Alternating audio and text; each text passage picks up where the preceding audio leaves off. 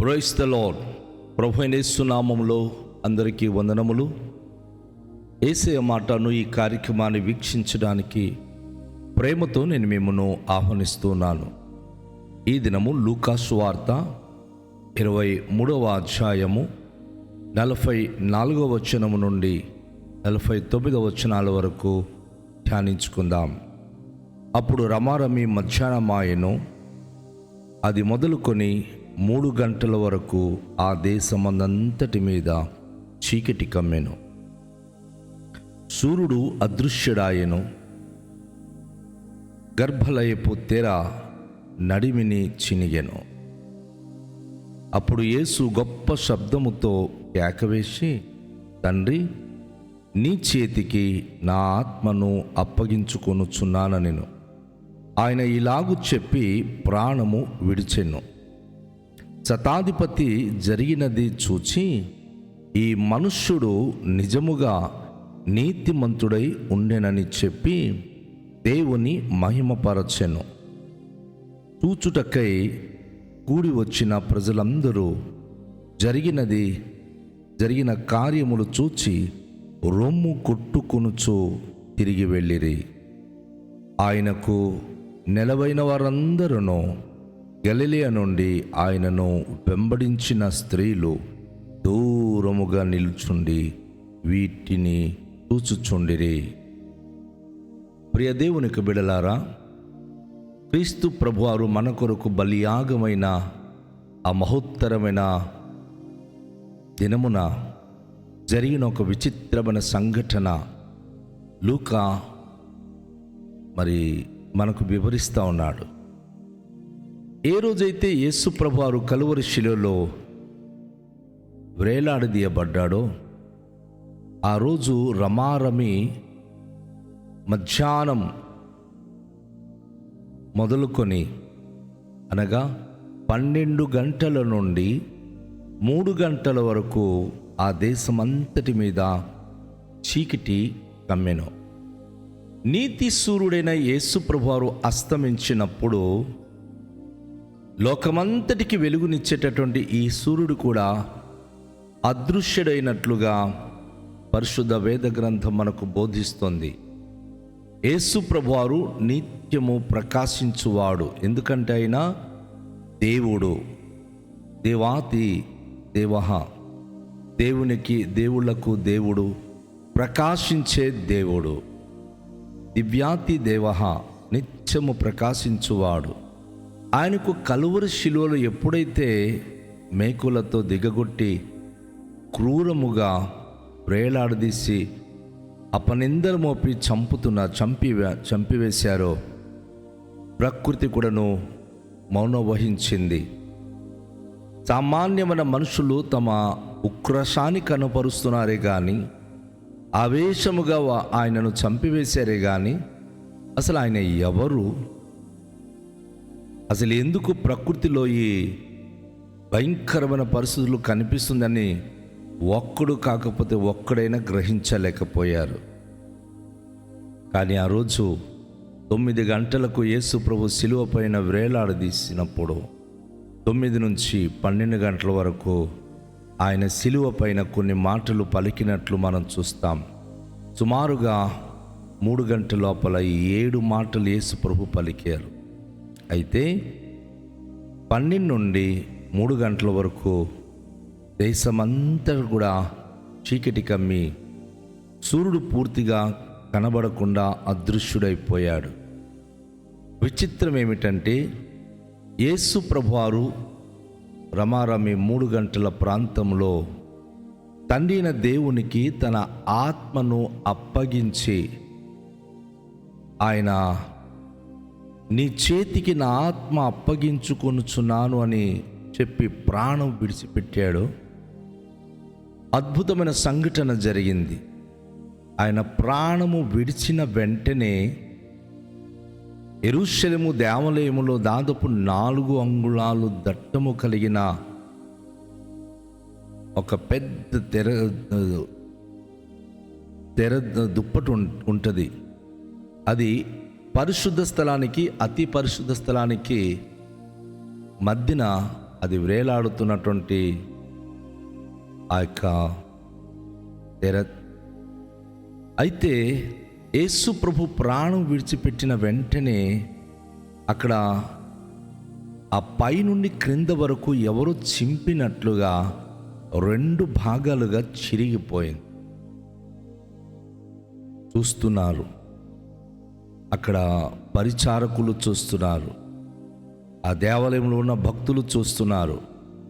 అరే, ఎప్పుడు లేనిది ఏమిటి ఈ అడ్డుతెర చిరిగిపోవడం అని విచిత్రంగా వారు చూస్తూ ఉన్నారు. అది 2 భాగాలుగా చిరిగిపోయింది. కారణం ఏమిటో తెలుసా నా ప్రియ సహోదరి, నా ప్రియ సహోదరుడా? ఒక భక్తుడు దేవుని మందిరానికి వెళ్ళినప్పుడు యాజకుడు తప్ప మరి ఎవరు కూడాను అతి పరిశుద్ధ స్థలంలో ప్రవేశించకూడదు. ప్రధాన యాజకులు ఉన్నారు అంటే ఎవరైనా బలులు అర్పించడానికి వెళ్ళినప్పుడు అది ఆవరణలోనే తీసుకొని పరిశుద్ధ స్థలంలో వారు అర్పించి, అతి పరిశుద్ధ స్థలానికి ఏడాదికి ఒక్కసారి ప్రధాన యాజకుడు మాత్రమే వెళ్ళాలి. అయితే ప్రభువైన యేసుక్రీస్తు వారు కలువరి శిలువలో చనిపోయినప్పుడు ఆయన ప్రధాన యాజకుడు. ఆయన గొర్రెపిల్ల రక్తము పట్టుకుని వెళ్ళలేదు. తన రక్తము చిందించి సకల మానవ జాతి యొక్క పాపము నిమిత్తము ప్రాయశ్చిత్తమై పరిశుద్ధుడైన మహోన్నతుని దేవుని చూడడానికి ఇక ఏ మనిషికి అడ్డు ఉండకూడదు. పశ్చాత్తాపపడిన ప్రతి పాపి ప్రభు సన్నిధికి వెళ్ళి ఆయనను దర్శించి తన జీవితాలు సరి చేసుకోవడానికి ఇచ్చిన గొప్ప భాగ్యమే ఈ మందిరపు తెర 2 భాగాలుగా చిరగడానికి కారణం. ఆ రోజు అద్భుతమైనటువంటి సంఘటన జరిగిన పిమ్మట ఆ తెర ఎప్పుడైతే 2 భాగాలుగా చిరిగిపోయిందో, ఒకవైపు సూర్యుడు అస్తమించాడు, చీకటి కమ్మింది. మరొక వైపు ఈ తెర 2 భాగాలుగా చిరిగిపోయింది. వెంటనే అక్కడున్న శతాధిపతి, అనేక మంది రోమా సైనాధిపతులు ఉన్నారు, కానీ ఒక్క శతాధిపతి మాత్రం ఈ జరుగుతున్న కార్యములన్నీ జాగ్రత్తగా చూస్తూ ఉన్నాడు. ఆయన కనిపెడతా ఉన్నాడు. ఏం జరుగుతుందో, ఏమవుతుందో అని చెప్పి అద్భుతమైన అనుభూతి అది. ఆయన తల ఉంచి చనిపోవడం ఏమిటి, తన ఆత్మ తండ్రిన దేవునికి అప్పగిస్తున్నానని చెప్పడం ఏమిటి, సూర్యుడు చీకటి కమ్మడం ఏమిటి, ఆయనకి అంతు చిక్కని పరిస్థితిలో ఉంది. ఎంతోమందికి శిలువ మరణాన్ని వారు శిక్ష విధించి చూశారు, కానీ ఈరోజు జరుగుతున్నటువంటి ప్రతి పరిస్థితి చాలా భిన్నముగా కనిపిస్తోంది.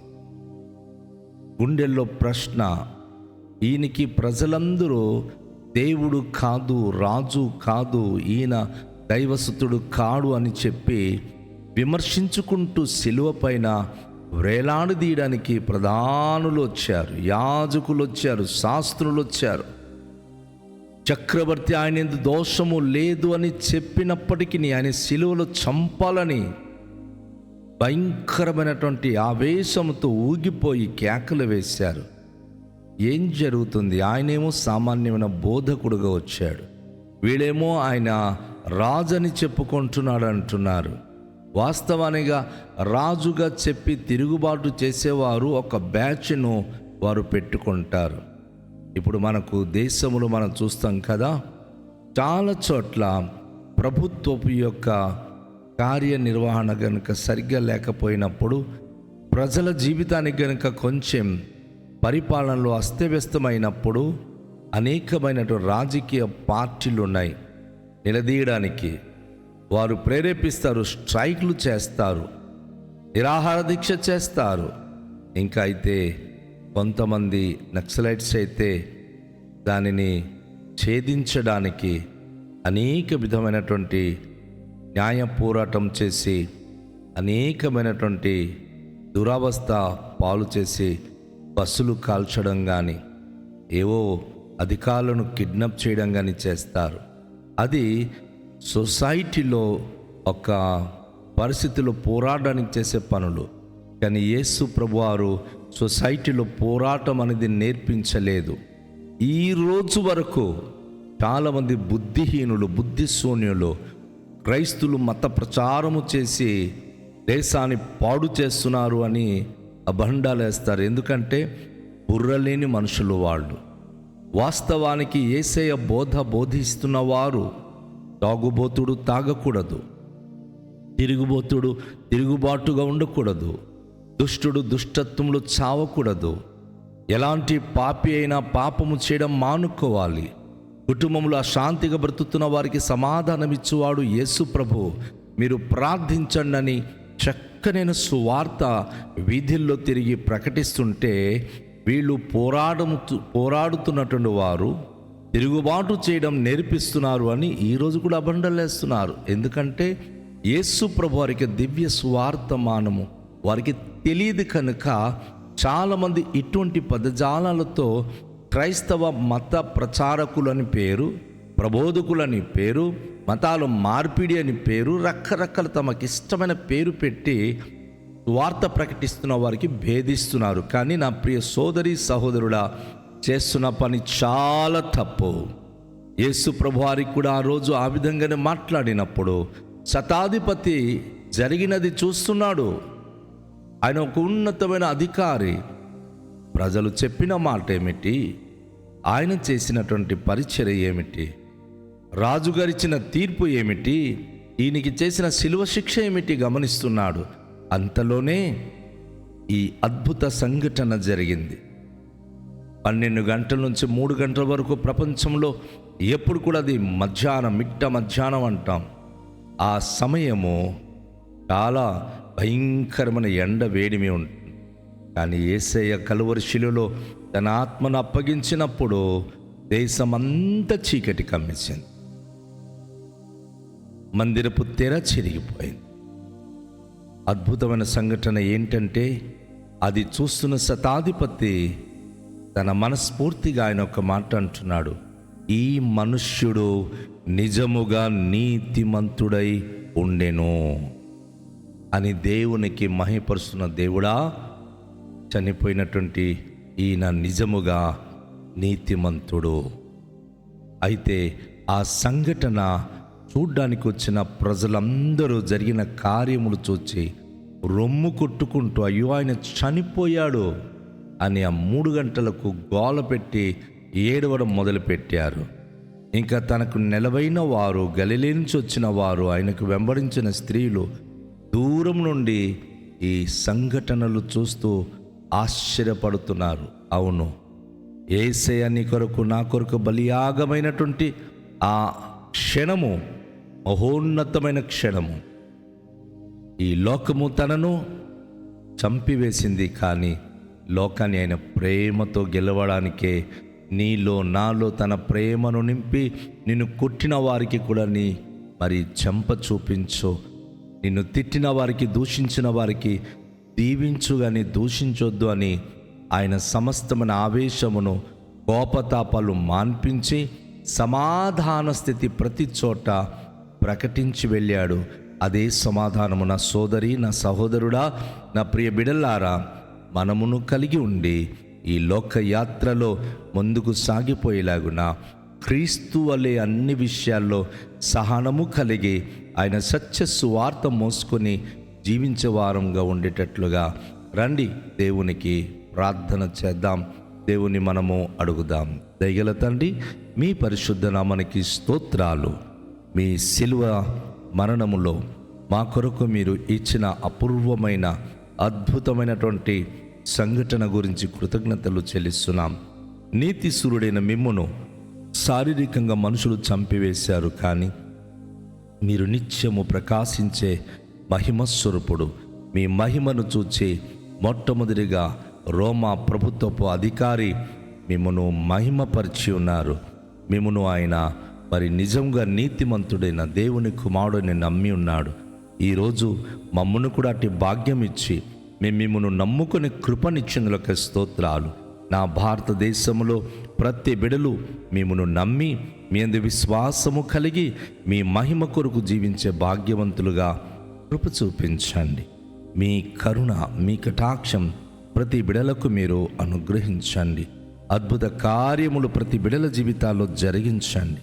సకల మహిమ, ఘనత, ప్రభావములు మీరే పొందుకొనుమని మీ యొక్క కృపగల హస్తానికి మమ్ములను మేము అప్పగించుకొనొచ్చు. నాజరేయుడైన యేసు నామములో ప్రార్థిస్తున్నాము తండ్రి, ఆమేన్. అందరికీ షాలోం. ప్రభు మనలను దీవించునుగాక.